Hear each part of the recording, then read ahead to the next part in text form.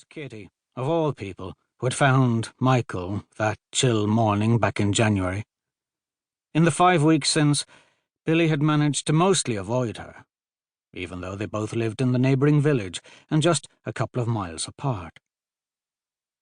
In her wake, his attention fell on the snow globe in the window's centre display. The ornament contained a blonde girl in a red dress, a black dog by her spindle legs, and a cottage with a navy door and straw roof. 2 yellow birds completed the scene, perched on the skeleton of an ice-blue tree. Billy wanted to shake the globe and bring it to life. Behind him, a tour bus whooshed past, its red and white reflection streaking the shop glass. He tried to remember back to a time when he was small and thin and able to feel the undertow from passing traffic. His hand pressed the side of his head, as though trying to keep the egg of himself together. Billy sped over the 12 miles from town in his black Corolla, sucking traces of grease and hamburger from his teeth. As he entered the village, he told himself to slow down and get it together before he arrived home. The car cruised past the pub, shop, church, and graveyard. He pushed away the image of the dark earth heaped over the fresh grave. 22 houses dotted the village, a mix of grey stone, red brick, and whitewash, all listing to the left.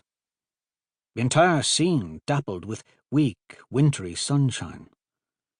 Its background coloured in various greens, courtesy of the trees and rolling fields. Another tour bus approached, a silver-haired driver in front and a load of school children in the back. They were likely returning from Newgrange, centuries-old testimony to a time when the country was supposedly heroic and great, the land of saints, scholars, and high kings. Billy didn't want to think about the sad state of the country now, after the end of the Celtic Tiger, with so much snatched from so many. Home. Theirs was a red-brick dormer bungalow on a landscaped acre lot. His parents had given him and Tricia the site 21 years ago, the wedding present, yet another thing his father liked to hold over him.